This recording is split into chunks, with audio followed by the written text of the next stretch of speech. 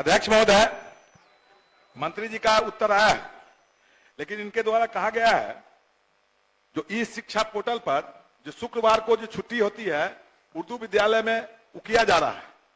लेकिन मैं बतलाना चाहता हूं, राज्य सरकार के निर्णय के अनुसार उर्दू विद्यालय में मदरसा शिक्षकों के लिए शुक्रवार को सार्वजनिक अवकाश घोषित है, जबकि उपस्थिति के लिए बनाई गई ऐप में रविवार को ही सार्वजनिक अवकाश मानकर उनका उपस्थिति काट दिया जाता है। ऐप में व्यापक विसंगतियां हैं, सरकार कब तक दूर करेगी?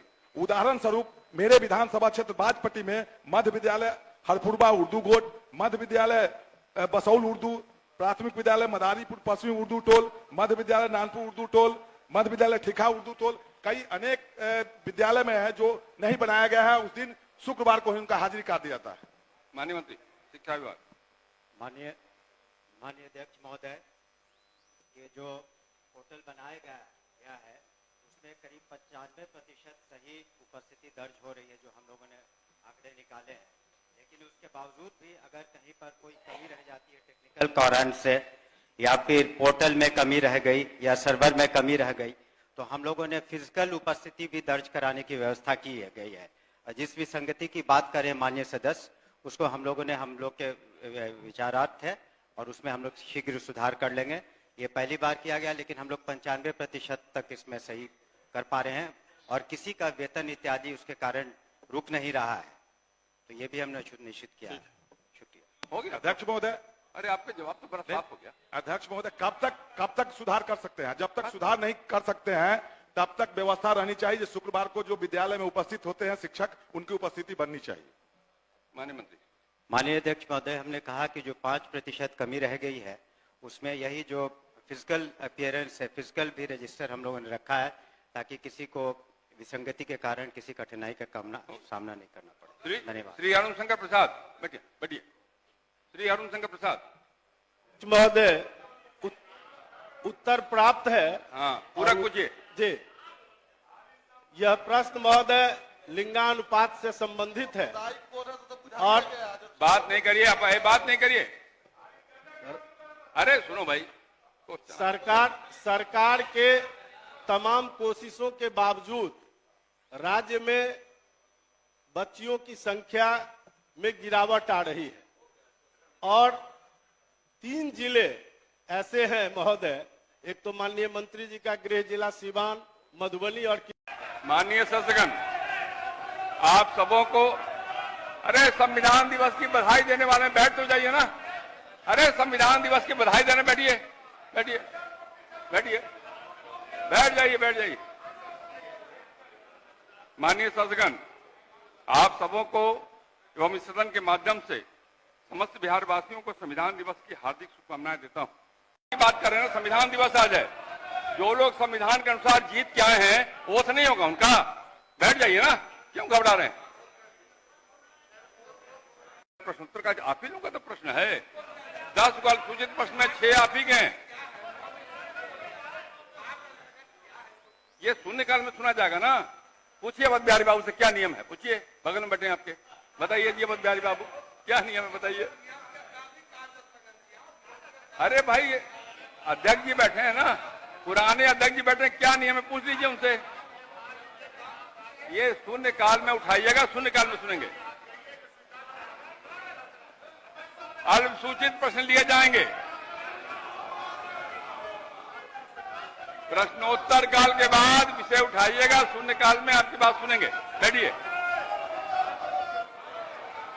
अल्पसूचित प्रश्न लिए जाएंगे। श्री मुकेश कुमार यादव, उत्तर संलग्न है, पूरा पूछिए।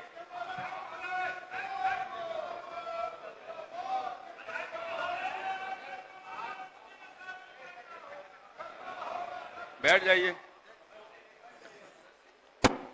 अध्यक्ष महोदय, संविधान दिवस के अवसर पर सबसे पहले आपको और सदन के सभी सदस्यों को हम बधाई देना चाहते हैं, शुभकामनाएं देना चाहते हैं। अब हम लोगों का मांग था कि भाई जो स्थगित जो प्रस्ताव है, सदन स्थगित प्रस्ताव, उस पर विचार किया जाए, लेकिन आपने जैसा कहा कि मौके पे उठाया जाए, तो हम चाहेंगे मौके पे जरूर उठाएंगे। तो उसमें थोड़ा समय हम लोगों को अपनी बात रखने का जरूर मौका दीजिएगा, तब तक हम लोग क्वेश्चन आंसर चलने देंगे। श्री मुकेश कुमार यादव पूरा पूछिए। लिंगानुपात बढ़ रहा है, कैमूर में स्थिर है और राज्य के बाकी जिलों में इसमें गिरावट आने का क्या कारण है महोदय? माननीय मंत्री समाज कल्याण।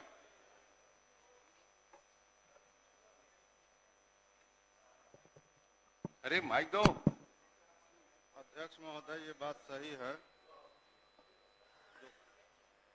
जवाब तो हमने दे दिया है। पूरक हमारे माननीय सदस्य ने पूछा, हम लोग इसके लिए प्रयास लगातार माननीय मुख्यमंत्री जी के निर्देशन में कर रहे हैं और इसमें 8 जिला हम लोग का जो है 38 जिला में 8 जिला में हम लोग का वृद्धि हुआ है, शेष 1 में स्थिर है, तो 9 जिला है और 29 जिला में हम लोग का गिरावट दर्ज हुआ है। उसके लिए माननीय मुख्यमंत्री जी के निर्देश पर हम लोगों ने मुख्यमंत्री कन्या उत्थान योजना वर्ष 2018 से शुरू की है। बेटी बचाओ बेटी पढ़ाओ कार्यक्रम के तहत भी हम लोग कार्यक्रम कर रहे हैं और लगातार हम लोग इस दिशा में काम कर रहे हैं और इसके लिए हम लोगों ने बहुत सारे राशि भी खर्च की है, जो बेटी कन्या उत्थान योजना के तहत जन्म से लेकर के और ग्रेजुएट तक 94,100 रुपया की राशि खर्च की जाती है और इसका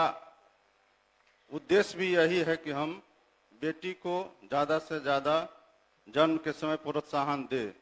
और ये बात भी सत्य है कि ये कुछ साल का काम नहीं है अध्यक्ष महोदय, ये सदियों से होता रहा और इसके रोकथाम के लिए माननीय मुख्यमंत्री जी ने बहुत सारे कार्यक्रम किए हैं और इसमें बहुत सारे कार्यक्रम का ही असर है कि इसमें बहुत जिले में हम लोग को सुधार भी देखने को मिल रहे हैं। हम लोग इसके लिए प्रयास कर रहे हैं और जो प्रसवपूर्व जो जांच होता है उसके लिए भी हम लोगों ने टीम का गठन प्रत्येक जिला में किया है और उस कारण से भी बहुत सारे जगहों पर छापामारी होता है और उस पर कार्रवाई की जाती है। बावजूद जो गिरावट आई है उसके लिए विभाग हम लोग पूरी जिम्मेवारी से इसमें और सबसे ज़्यादा इसका आवश्यकता है कि समाज में और परिवार में जब तक बेटी को महत्व नहीं दिया जाएगा और सामाजिक स्तर पर इसका जोर शोर से जब तक इसका प्रचार प्रसार नहीं होगा तो जो हम लोग इसका रिजल्ट खोज रहे हैं उसमें हम लोग को बहुत सहायता नहीं मिलेगा। तो ये जिम्मेवारी सरकार के साथ साथ समाज का भी है कि हम लोग इसमें हमेशा इसके लिए लगातार कार्यक्रम आयोजित करते रहते हैं, पंचायत स्तर पर भी, प्रखंड स्तर पर भी और जिला स्तर पर भी। और इसका हम लोग आगे भी इस कार्यक्रम को और तेजी लाने के लिए कार्यक्रम करेंगे और जो गिरावट आया है उस जिला के लिए हम लोग विशेष रूप से कार्यक्रम तय करेंगे कि किस तरह से इसको हम लोग रोक पाएंगे और यही हम लोग का मुख्य उद्देश्य है और इस कार्यक्रम को हम लोग लगातार करते रहेंगे। जो जिला